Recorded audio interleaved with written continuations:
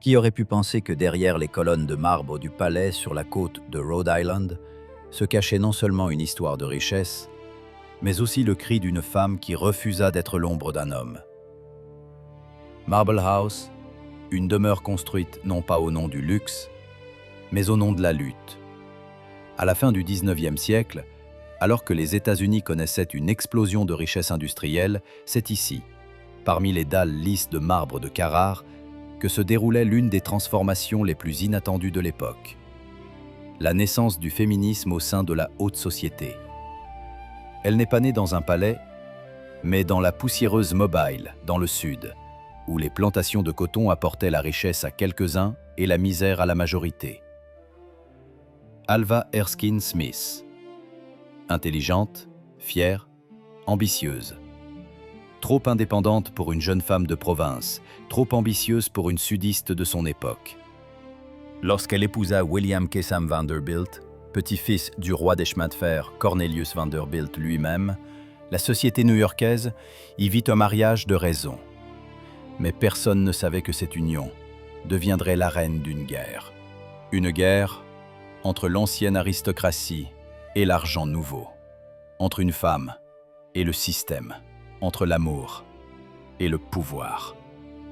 En 1888, alors qu'en Europe on construisait des cathédrales d'acier et de verre, Alva ordonna à l'architecte Richard Morris Hunt d'ériger une demeure qui ferait taire les temples de l'ancienne noblesse. Elle ne demandait pas le confort. Elle exigeait une déclaration. Et cette déclaration devait être faite de pierre. La Marble House sur Bellevue Avenue, construite avec 500 000 pieds cubes de marbre et coûtant 11 millions de dollars, ne devait pas être qu'un simple refuge estival. Elle devait devenir le manifeste d'une nouvelle Amérique, où les femmes ne sont pas des ornements, mais des créatrices. Mais derrière cet éclat se tenait une ombre. Personne ne se doutait que le cadeau de son mari, un palais dont la valeur équivalait au prix de la vie de milliers d'ouvriers, marquerait le début de la fin de leur mariage. Dans ces salles où la lumière dansait sur l'or et où les salons résonnaient des voix de l'élite industrielle, Alva ressentit pour la première fois le froid du pouvoir qui ne rend pas l'être humain libre. Chaque réception du soir, chaque lustre de cristal, chaque tableau provenant d'une vente aux enchères européenne devenait non pas des attributs de succès, mais un rappel de sa dépendance. Le contraste était presque symbolique. Une femme entourée de 1000 bougies, mais elle-même plongée dans une obscurité intérieure. De l'extérieur, une fête de l'âge doré. À l'intérieur, la prémonition d'une révolte. Lorsque la Marble House fut ouverte au public au printemps 1892, les journaux écrivirent sur le « nouveau Versailles du Nouveau Monde ». Mais peu savaient que ce jour-là, Alva retenait à peine ses larmes. Ce palais, resplendissant de marbre et de miroirs, n'était pas un don d'amour, mais un rappel de la cage. Ainsi commença l'histoire de la plus belle demeure d'Amérique, qui devint le symbole non seulement du luxe, mais aussi de la protestation. L'histoire d'une femme qui bâtit un temple d'ambition, mais y trouva la conscience de sa propre non-liberté. Et pendant que les invités admiraient les colonnes, Alva préparait déjà son premier coup contre les fondements de la société.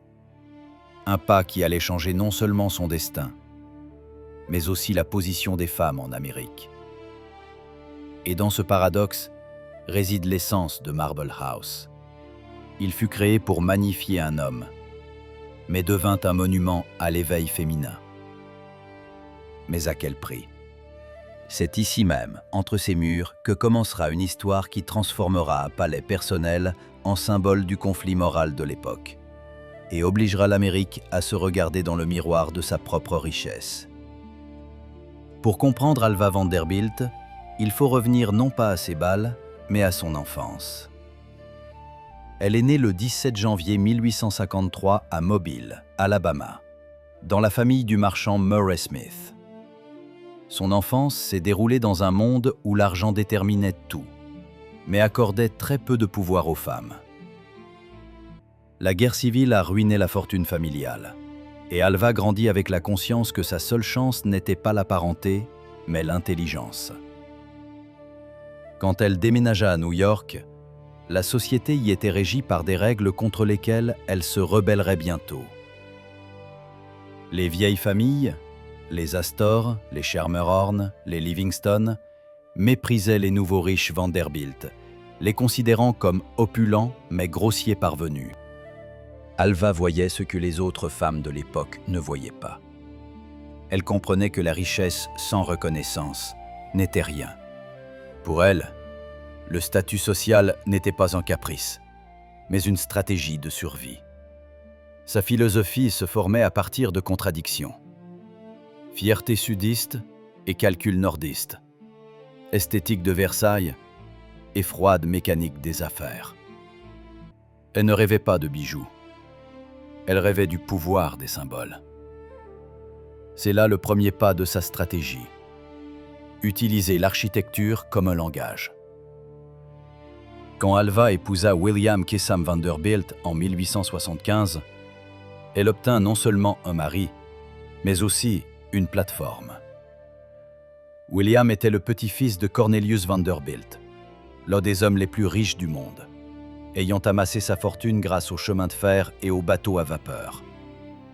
Mais malgré des sommes faramineuses, la famille restait en paria de la haute société. Les vieilles familles de Manhattan gardaient leurs portes closes. Alva comprit que cette bataille ne serait pas gagnée par l'argent, seulement par l'esthétique et l'idée. Dans les années 1880, elle commença à construire son chemin vers le pouvoir par l'art de la représentation. Ce palais, resplendissant de marbre et de miroirs, n'était pas un don d'amour, mais un rappel de la cage. Ainsi commença l'histoire de la plus belle demeure d'Amérique, qui devint le symbole non seulement du luxe, mais aussi de la protestation. L'histoire d'une femme qui bâtit un temple d'ambition, mais y trouva la conscience de sa propre non-liberté. Et pendant que les invités admiraient les colonnes, Alva préparait déjà son premier coup contre les fondements de la société. Un pas qui allait changer non seulement son destin, mais aussi la position des femmes en Amérique.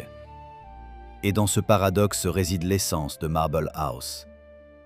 Il fut créé pour magnifier un homme, mais devint un monument à l'éveil féminin. Mais à quel prix? C'est ici même, entre ces murs, que commencera une histoire qui transformera un palais personnel en symbole du conflit moral de l'époque et obligera l'Amérique à se regarder dans le miroir de sa propre richesse. Pour comprendre Alva Vanderbilt, il faut revenir non pas à ses bals, mais à son enfance. Elle est née le 17 janvier 1853 à Mobile, Alabama, dans la famille du marchand Murray Smith. Son enfance s'est déroulée dans un monde où l'argent déterminait tout, mais accordait très peu de pouvoir aux femmes. La guerre civile a ruiné la fortune familiale, et Alva grandit avec la conscience que sa seule chance n'était pas la parenté, mais l'intelligence. Quand elle déménagea à New York, la société y était régie par des règles contre lesquelles elle se rebellerait bientôt. Les vieilles familles, les Astor, les Schermerhorn, les Livingston, méprisaient les nouveaux riches Vanderbilt, les considérant comme opulents mais grossiers parvenus. Alva voyait ce que les autres femmes de l'époque ne voyaient pas. Elle comprenait que la richesse sans reconnaissance n'était rien. Pour elle, le statut social n'était pas un caprice, mais une stratégie de survie. Sa philosophie se formait à partir de contradictions. Fierté sudiste et calcul nordiste, esthétique de Versailles et froide mécanique des affaires. Elle ne rêvait pas de bijoux, elle rêvait du pouvoir des symboles. C'est là le premier pas de sa stratégie, utiliser l'architecture comme un langage. Quand Alva épousa William Kissam Vanderbilt en 1875, elle obtint non seulement un mari, mais aussi une plateforme. William était le petit-fils de Cornelius Vanderbilt, l'un des hommes les plus riches du monde, ayant amassé sa fortune grâce aux chemins de fer et aux bateaux à vapeur. Mais malgré des sommes faramineuses, la famille restait un paria de la haute société. Les vieilles familles de Manhattan gardaient leurs portes closes. Alva comprit que cette bataille ne serait pas gagnée par l'argent, seulement par l'esthétique et l'idée.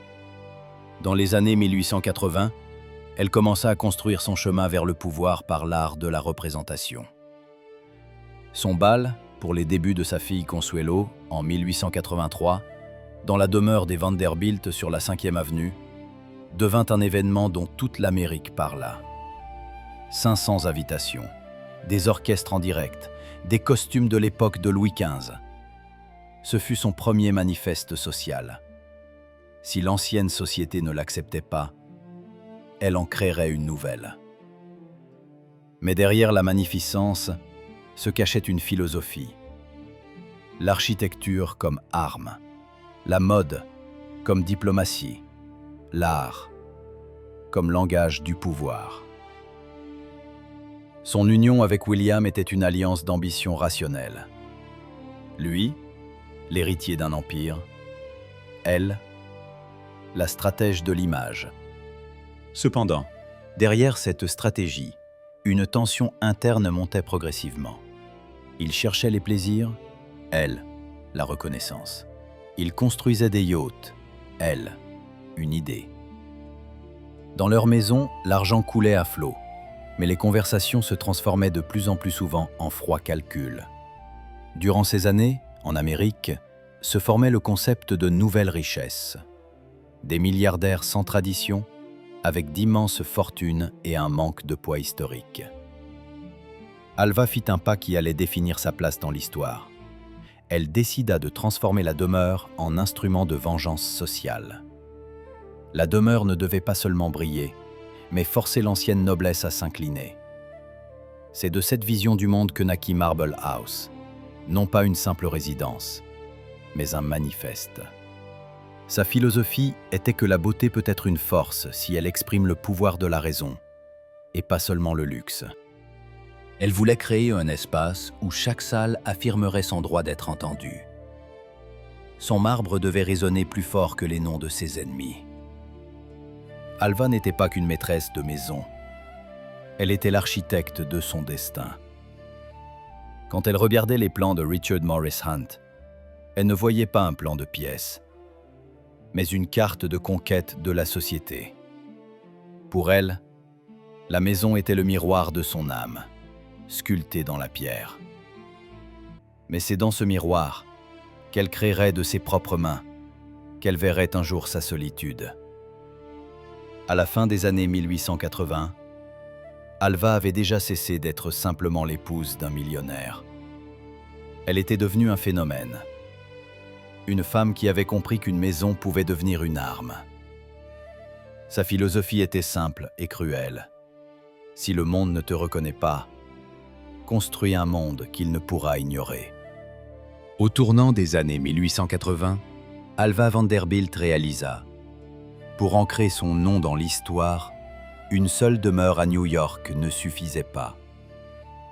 Il lui fallait quelque chose de plus, un symbole, qui serait un défi au vieux monde. En 1888, elle engagea l'architecte Richard Morris Hunt, élève de l'École des Beaux-Arts de Paris.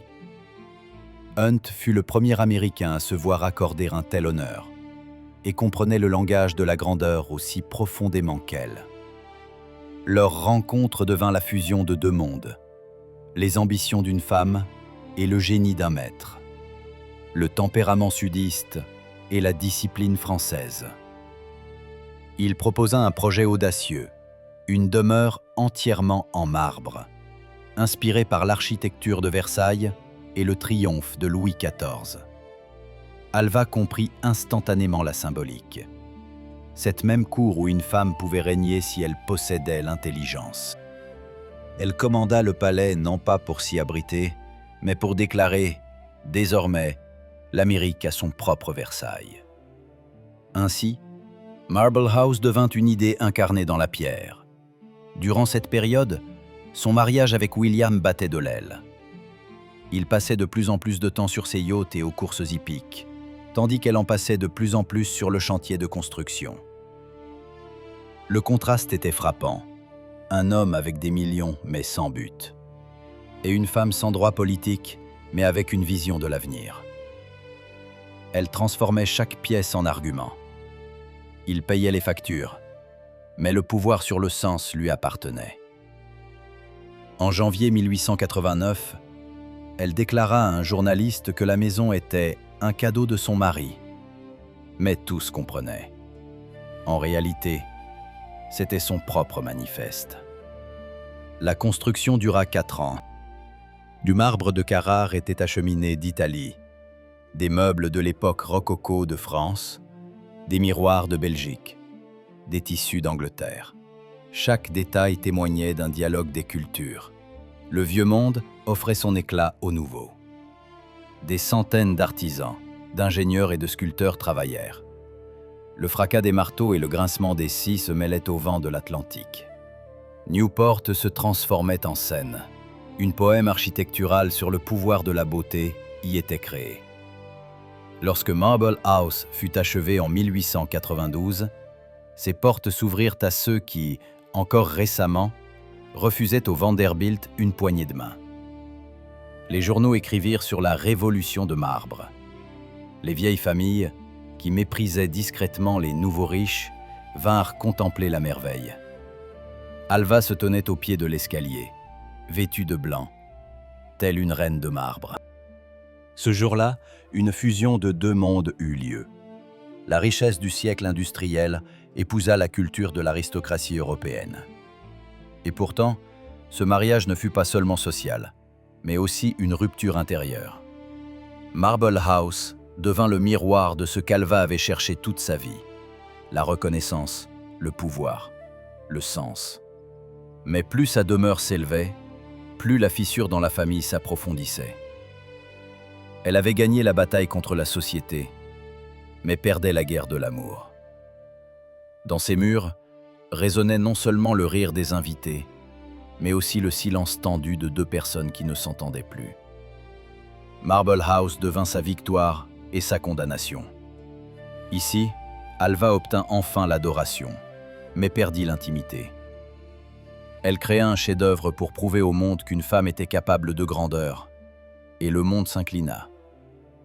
Mais la demeure, construite comme un symbole d'union, devint un monument à la désintégration. Et bientôt, cette désintégration l'amènera à un acte qui secouera l'Amérique. Marble House impressionnait dès la première seconde. De l'extérieur, une symétrie rigoureuse et une blancheur éblouissante sous le soleil de Newport. Des centaines de tonnes de marbre de Carrare donnaient une impression non seulement de richesse, mais d'éternité. Quand un invité montait le grand escalier, il semblait entrer non pas dans une maison, mais dans un temple de la volonté humaine. Des laquais en gants blancs se tenaient aux portes, et à l'intérieur, l'air sentait un mélange de cire de bougie, de fleurs et de pierres, froide et vivante à la fois. Le hall principal frappait par son ampleur. Des plafonds de plus de 10 mètres de haut, des murs revêtus de panneaux dorés, des miroirs se reflétant à l'infini. C'était le cœur de la maison et sa métaphore. Un lieu où tout se multipliait à l'extrême, jusqu'à ce que l'essence même disparaisse. Alva se tenait au centre, telle une chef d'orchestre dans un orchestre de lumière. Le hall symbolisait sa foi intérieure. La perfection n'est possible que par le contrôle. Suivait ensuite la bibliothèque, la seule pièce où l'on ressentait le silence. Des étagères en noyer, l'odeur des vieilles reliures, des fauteuils près de la fenêtre. C'est ici qu'Alva recevait architectes, artistes, femmes intéressées par l'éducation. De l'extérieur, un bal. À l'intérieur, une réflexion. Le contraste entre l'éclat du hall et la quiétude de la bibliothèque reflétait précisément son caractère. Passion et raison, lutte et stratégie. La salle à manger rappelait une enfilade du Louvre. Des cheminées en marbre, une longue table pouvant accueillir 20 personnes à la fois. Au plafond scintillait un lustre de 1000 cristaux, dans lequel se reflétaient la flamme et les ambitions de la maîtresse de maison. Chaque plat était servi non pour le goût, mais pour la démonstration. Chaque repas était un spectacle. Alva comprenait la psychologie du pouvoir. Celui qui crée le décor dirige la scène. Au deuxième étage se trouvaient les appartements privés. La chambre d'Alva, nacrée, avec des panneaux de marbre rose et de lourdes draperies qui ne laissaient pas passer la lumière. Ici, au milieu de la soie et de l'or, régnait un étrange silence. Ce calme n'était pas un confort. C'était le refuge d'une personne habituée aux applaudissements, mais fatiguée d'eux. La salle de bain, recouverte de marbre de Toscane, avait des robinets en argent et une baignoire taillée dans un seul bloc. Même dans l'intimité, Alva ne s'accordait pas de simplicité. Une place particulière était occupée par le pavillon de thé chinois dans le jardin. Construite plus tard, elle devint le symbole d'une nouvelle étape de la vie d'Alva, son engagement dans le mouvement pour les droits des femmes. Ici, sous les toits fins, elle rassemblait des suffragettes, et la maison de marbre fut pour la première fois remplie de voix de protestation. Dans ces conversations, naissait une autre compréhension de la grandeur, non par le luxe, mais par le sens. Marble House n'était pas seulement une maison, c'était un autoportrait de l'époque du Gilded Age. Ces 50 pièces reflétaient les gradations du désir humain, du pouvoir ostentatoire à la fatigue intime. Les domestiques, 36 personnes, chacune avec un rôle clairement défini, assuraient le rythme de ce géant, tel un mécanisme invisible. Sur 20 acres de terrain se dressaient des fontaines, des allées de carrosses, des chemins infinis de gravier blanc. Mais plus la maison devenait parfaite, plus le froid se faisait sentir. Le marbre était magnifique, mais muet. Il reflétait tout sauf la chaleur. Les gens venaient, admiraient et partaient. Et Alva restait au milieu des miroirs qui multipliaient son image, mais ne donnaient pas le reflet de son âme. Cette maison, conçue comme une ode au pouvoir, se transformait en un rappel de sa solitude. La grandeur atteignit son apogée, et, inévitablement, une fissure devait suivre. Car une maison, construite comme un symbole de force, contient toujours la faiblesse de celui qui l'a créée. Au moment où Marble House ouvrit ses portes, Alva Vanderbilt était déjà au sommet de l'Olympe mondain. Les journaux la nommaient la souveraine de Newport, et les photographes se disputaient l'opportunité de capturer ne serait-ce qu'un fragment de son royaume de marbre. Mais derrière l'éclat de sa réputation se cachait une ombre, froide, longue, inévitable. Alva avait tout obtenu ce dont elle rêvait, la reconnaissance, le luxe, le pouvoir. Et soudain, elle réalisa que tout cela ne donnait pas de sens à la vie. Son mariage avec William s'était définitivement brisé. Ses infidélités étaient devenues non pas un secret, mais une routine. Et sa fierté froide, un mur impénétrable. Ils vivaient sous le même toit, mais à des étages différents, tels deux monuments érigés côte à côte par obstination et non par amour. En 1895, Alva demanda le divorce, un acte équivalent à un scandale. Une femme divorcée dans la haute société, cela sonnait comme un suicide. Mais Alva agit de nouveau stratégiquement. Elle fit de sa disgrâce un instrument. Elle gagna le procès, conservant non seulement l'argent, mais aussi le respect. L'Amérique fut stupéfaite. Pour la première fois, une femme ne se taisait pas, mais dictait ses conditions à un homme. Alva redevint un symbole, non plus du glamour, mais de l'indépendance. Et Marble House, construite comme le trophée de son triomphe social, se transforma en une arène pour un nouveau spectacle. Le spectacle de la libération. Pendant ces années, le mouvement des suffragettes gagnait en force en Amérique. Alva, ayant vécu la destruction de ses illusions, y vit le reflet de sa propre lutte. Elle ouvrit les portes de son palais de marbre aux réunions d'activistes. Et les pièces où résonnait autrefois la musique de Strauss se remplirent de discours sur le droit de vote. Les colonnes blanches furent témoins d'une autre révolution. Non pas en soi, mais en idée. Mais ce nouveau rôle n'était pas sans difficulté. Alva restait une femme de contradiction. Tout en défendant les droits des femmes, elle mesurait encore le succès aux bijoux et aux gros titres des journaux. Ses généreuses donations aux organisations féministes s'accompagnaient d'un désir douloureux de les contrôler de l'intérieur. Sa fierté ne connaissait pas de demi-mesure.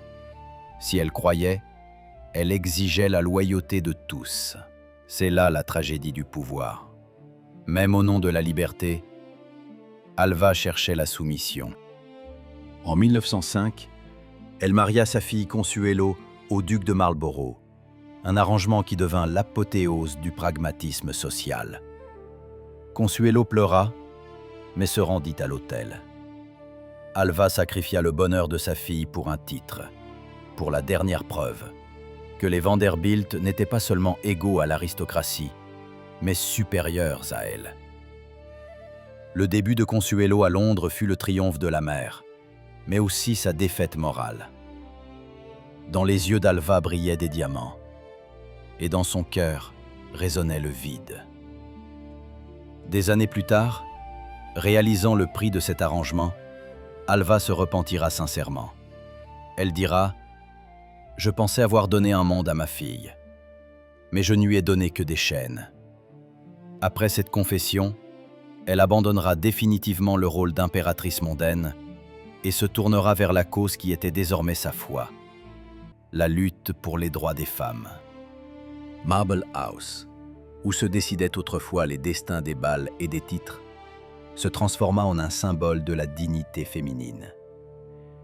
Dans ses murs résonnaient des conférences sur les droits civiques, des discussions sur l'avenir de l'Amérique, sur l'égalité et l'éducation. Le marbre n'était plus froid. Il était devenu l'écho d'une nouvelle ère. Mais la solitude n'avait pas quitté Alva pour autant. Ses yeux, reflétés dans les miroirs du hall, ne cherchaient plus la reconnaissance. Ils cherchaient la paix. La personne qui avait conquis la société n'avait pas pu conquérir son propre cœur. Et c'est là la principale morale de son histoire. La grandeur, atteinte par la lutte, engendre inévitablement la fatigue.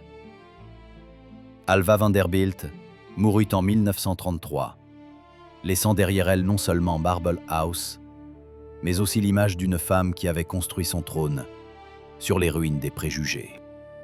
Sa vie devint une parabole sur la force capable de traverser le temps et sur le prix que l'âme paie lorsqu'elle se transforme en symbole. Après le divorce et les scandales, Alva Vanderbilt se refaçonna comme à partir des éclats de marbre qui avaient autrefois orné sa vie. Le XXe siècle était arrivé, un temps de machines, de télégraphes et de guerre. L'Amérique changeait, et avec elle, son aristocratie.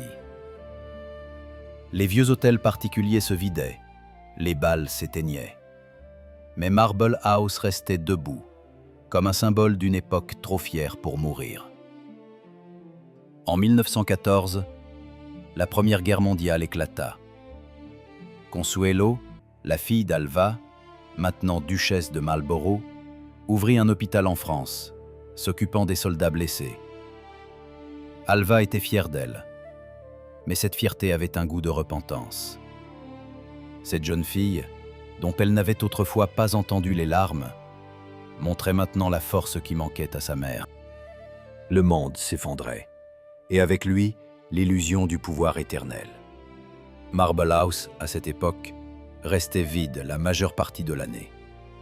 Les rideaux étaient baissés, les miroirs s'assombrissaient, l'or ternissait. À Newport, les familles riches quittaient leur palais d'été. L'entretien de telles propriétés était devenu trop coûteux même pour les Vanderbilt. La maison, construite comme un défi au vieux monde, était maintenant elle-même son propre monument. Alva revenait de plus en plus souvent seule ici. Parfois, elle s'asseyait dans le grand salon près des fenêtres, regardant l'océan, et, comme l'écrivirent des témoins, pouvait rester silencieuse pendant des heures. Pour certains, c'était le signe d'une solitude orgueilleuse. Pour d'autres, le moment de sa véritable réconciliation. C'est ici qu'elle prononça pour la première fois les mots que les historiens répéteront plus tard. Chaque maison est une âme figée dans le temps. Après la guerre, Alva se consacra définitivement à l'activité publique. Elle participa à des marches de suffragettes, s'exprima à New York, Washington et même à Londres. Dans ses discours résonnaient non pas des déclarations, mais une expérience personnelle de douleur et de dépassement. Elle disait que le luxe n'était pas l'éclat, mais la capacité de choisir son propre destin. Marble House se transforma progressivement en un symbole de la transition de la richesse personnelle au patrimoine public. Alva l'ouvrit pour des événements caritatifs, des expositions, des conférences. Les mêmes salles où résonnaient autrefois les arias de Verdi se remplirent désormais des voix de scientifiques et de réformateurs. La maison, construite pour la reconnaissance, devint un temple du sens. Quand Alva mourut en 1933, son corps ne fut pas ramené à Marble House. La maison n'était plus le lieu de sa vie, mais son mythe. Après sa mort, la maison fut vendue, mais le souvenir de sa propriétaire ne disparut pas. Pendant la Seconde Guerre mondiale, le manoir resta inoccupé, enveloppé de poussière, tel un immense sarcophage. Les gens passaient devant, sans savoir que derrière ces fenêtres se décidaient autrefois les destins de l'avenir des femmes en Amérique.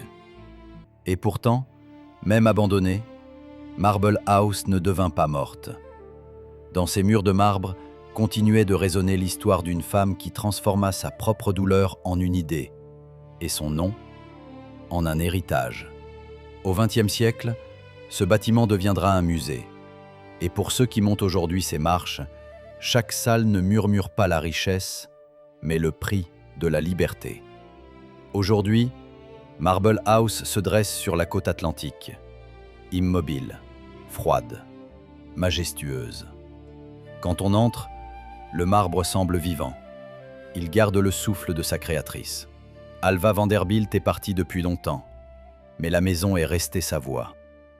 Celui qui écoute le silence des salles n'entend pas le murmure des domestiques, mais l'écho d'une volonté féminine qui a traversé le siècle.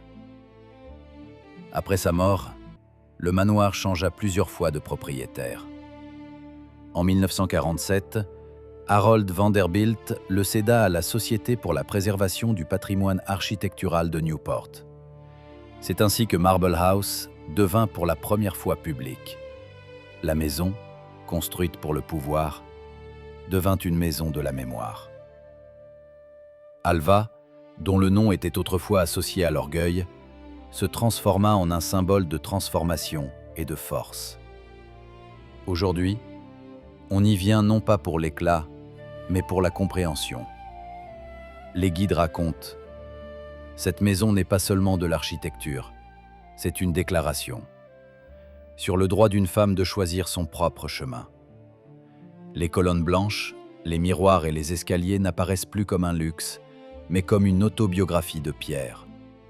Marble House est devenu le miroir de l'Amérique, qui a vécu sa propre maturation. Son marbre rappelle: la richesse sans idée s'effondre, comme une maison sans fondation. Alva cherchait la reconnaissance, mais trouva un héritage. Debout sur ses marches, il est difficile de ne pas ressentir le symbole. Chaque dalle est un pas de la vanité personnelle vers le sens collectif. Cette maison n'est pas un mausolée de la richesse, mais un monument à la liberté intérieure. Alva Vanderbilt a construit un palais, mais a laissé une leçon. Que la grandeur ne réside pas dans l'or, mais dans la capacité à changer son temps.